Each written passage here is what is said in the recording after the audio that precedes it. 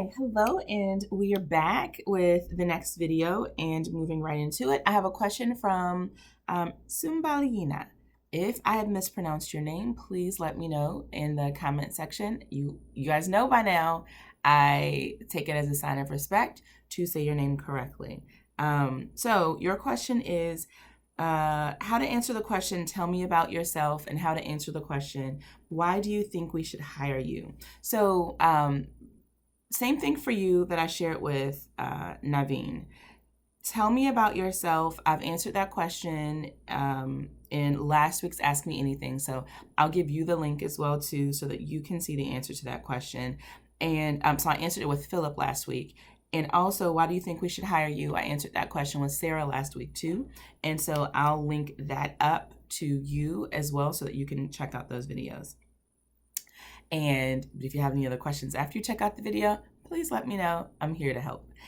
Now, Caitlin, thank you for submitting a question as well, Caitlin. You said, I'd love to hear about good versus bad signs about how your interview went and any tips for following up with a thank you. I'm going to spend more time on the latter part of your question, any tips for following up with a thank you, because I actually have answered the good versus bad signs. I think Naveen had asked that question as well too.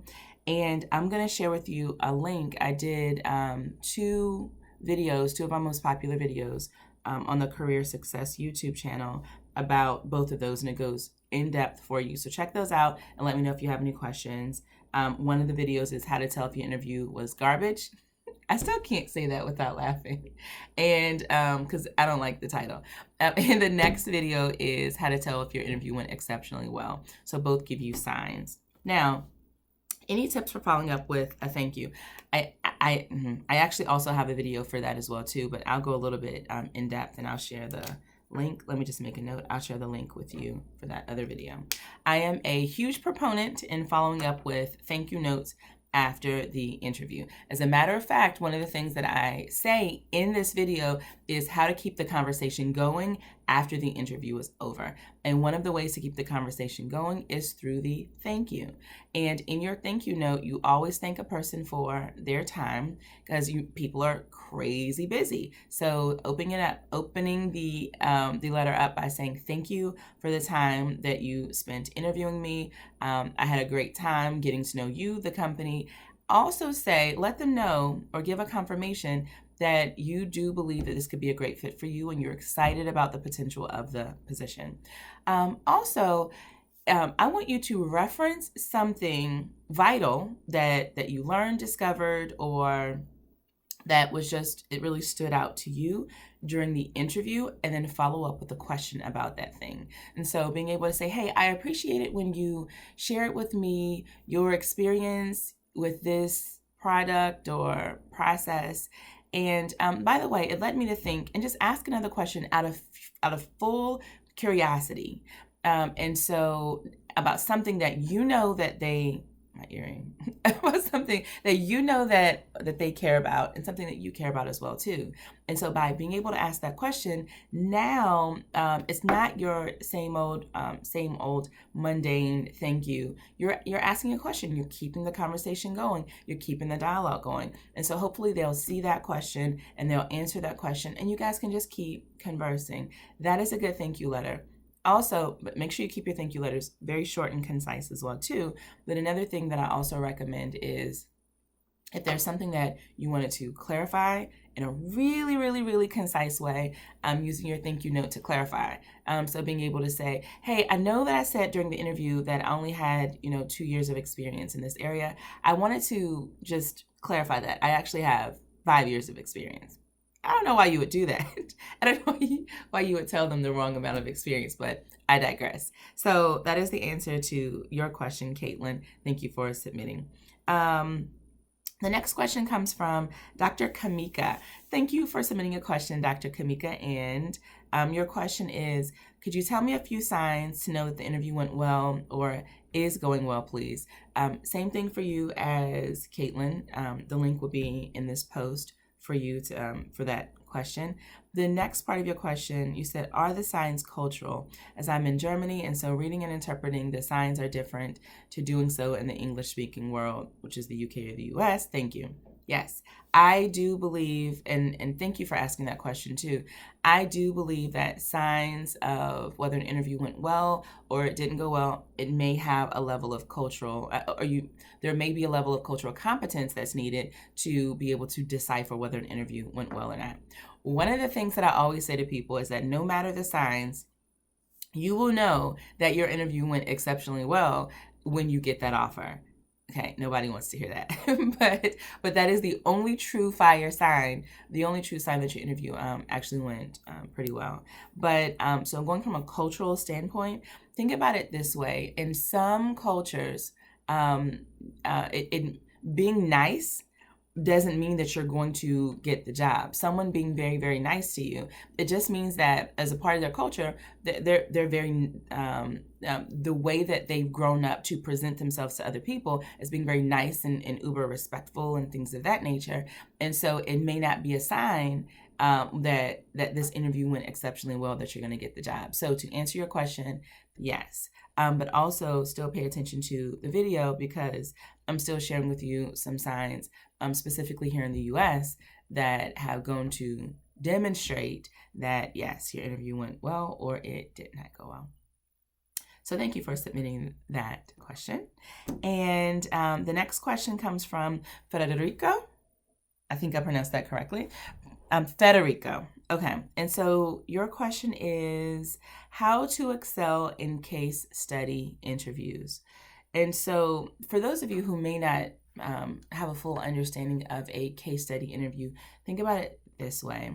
You're interviewing and the employer may say, here's a specific case study. I want to know how you would approach this and how you would solve this.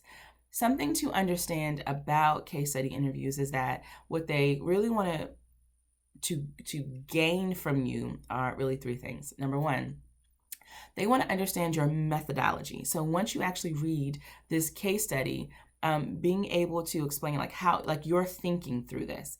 And so like how does 1 + 1 get you to 2? How do you make your way to the answer? And so being able to be transparent with them to help them to see how you're thinking is really important. Number two, they want to garner a sense of your specialty, your technical experience. And so maybe, and I keep using data sciences. I don't know. I have an affinity for people who are great at analyzing data. And so maybe they want to understand how how to use that expertise to help you to work through this scenario that they placed in front of you as well too. So being able to show that, to align that, to show that you actually do have the expertise that you've stated or that they've seen in your resume. And the third thing, every manager, whether you're doing a case study interview or any interview, they are picturing you in front of the client, right? And but especially in front of the case study interview, because how you go and approach this, they will be able to see your ability to be in front of the client. Some clients are external to the company. Some clients are internal to the company, or external to the department, but internal to the company. And so being able to answer this question and answer it well, in the same token, see yourself in front of the client, and what and how would your best self show up in front of that client, representing your department or representing your company. So think about all of those things, those three things, when you are answering case study interviews. So pay attention to what's before you, because odds are it's a case, or odds are it is a scenario that company has already come across, has already faced, or that they face typically. And if you are unable to, and they want to make sure that you can answer that as well. Okay, and the last question comes from Yingping. And so this question is how to make a cold call for a job opportunity. And so when you hear the term cold call, let's shift the phrase cold call for an opportunity. Yes, you are talking to people that you don't know, but I also think about it as just networking.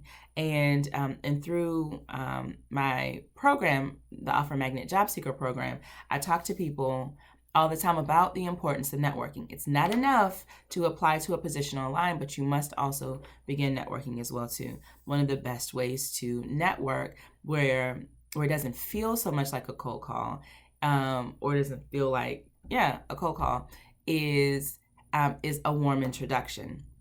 So when you think about your own network, even using LinkedIn, especially using LinkedIn, if there's a person that you want to know, so let's say that you've applied to a job opportunity at a certain company, and you know that you want to get to know the recruiter or the hiring manager. Maybe there's someone that's within your network that already knows that recruiter or that hiring manager that can get you closer to them. Then get that person to introduce you that way.